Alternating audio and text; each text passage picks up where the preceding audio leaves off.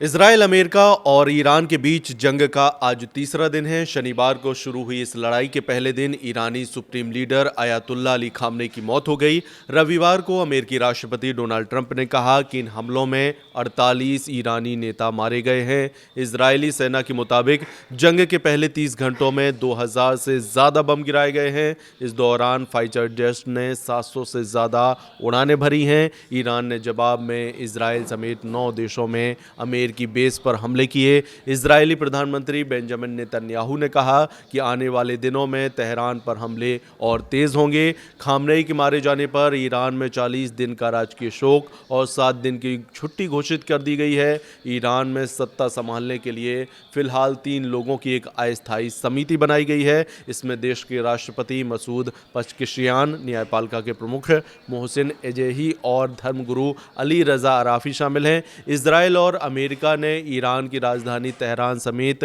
10 बड़े शहरों को निशाना बनाया है। इसमें अब तक 200 से ज़्यादा लोगों की मौत हो चुकी है, जबकि 740 से ज़्यादा लोग घायल बताए जा रहे हैं। एक स्कूल पर मिसाइल गिरने से 180 छात्राओं की मौत हो गई और 45 घायल हैं। ईरान ने जवाब में इजराइल समेत मिडिल ईस्ट के 9 देशों पर ड्रोन और मिसाइली हमले किए। उसने Qatar, Kuwait, Jordan, Bahrain, Saudi Arab और यूएई में मौजूद अमेरिकी ठिकानों को निशाना बनाया।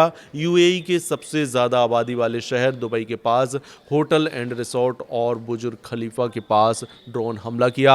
अमेरिकी राष्ट्रपति डोनाल्ड ट्रंप ने दावा किया है कि ईरान के नए नेता बातचीत करना चाहते हैं और उन्होंने भी बातचीत के लिए सहमति दे दी है। इधर एक रिपोर्ट के मुताबिक ब्रिटेन, फ्रांस और जर्मनी ने कहा है कि वे ईरान के जवाबी हमलों को रोकने में मदद के लिए यूएस और पार्टनर्स के साथ काम करने को तैयार हैं। ब्रिटेन के प्रधानमंत्री कीर स्टारमर, फ्रांस के राष्ट्रपति इमैनुअल मैक्रोन और जर्मन चांसलर फ्रेडरिक मर्ज ने एक जॉइंट स्टेटमेंट में कहा कि वे ईरान के अपने सहयोगियों पर किए जा रहे बिना सोचे समझे हमलों से हैरान हैं, जिससे गल्फ कंट्रीज में रह रहे इन देशों के नागरिकों को खतरा है। अमेरिकी राष्ट्रपति डोनाल्ड ट्रंप ने ईरान के साथ चल रहे संघर्ष पर बड़ा बयान दिया है। उन्होंने कहा कि ईरान के साथ जारी संघर्ष अगले 4-5 हफ्तों तक चल सकता है। उन्होंने कहा कि हमने अनुमान लगाया है कि संघर्ष 4 हफ्तों या उससे कम वक्त तक चलेगा। साथ ही उन्होंने युद्ध में जान गंवाने वाले अमेरिकी सैनिकों को श्रद्धांजलि दी है।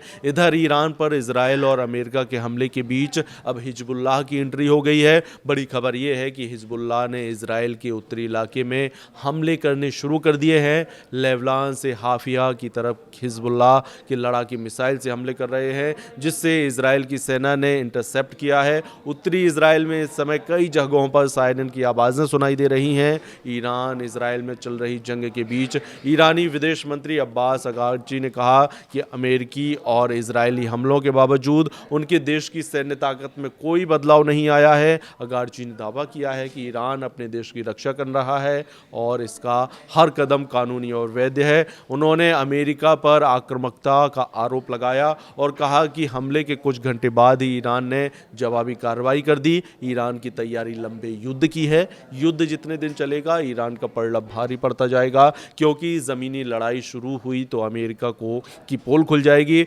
अमेरिका के सैनिकों को ईरान के रेवोल्यूशनरी गार्ड ज़मीनी लड़ाई में एक्सपोज कर देंगे। खाड़ी देशों में जब भी अमेरिका ने ज़मीन पर युद्ध किया है उसे भारी नुकसान झेलना पड़ा। अफगानिस्तान और सीरिया में तो अमेरिका की करारी हार मानी जाती है, जबकि उन देशों में फाइटर ग्रुप ने सुपर पावर को पीटा। यहाँ तो ईरान के ऐसे जज्बाती सेना है जो अपने देश के लिए खून का कतरा कुर्बान करने के लिए तैयार है।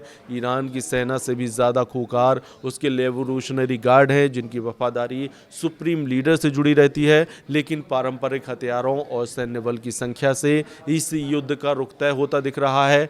तो क्या रूस, चीन, उत्तर कोरिया के न्यूक्लियर हथियारों से ईरान युद्ध को जीतेगा, या फिर ईरान के एटमी गोदाम में हाइड्रोजन बम बनाने की तैयारी है? ये सिर्फ जंग नहीं, ये इतिहास का मोड़ हो सकता है।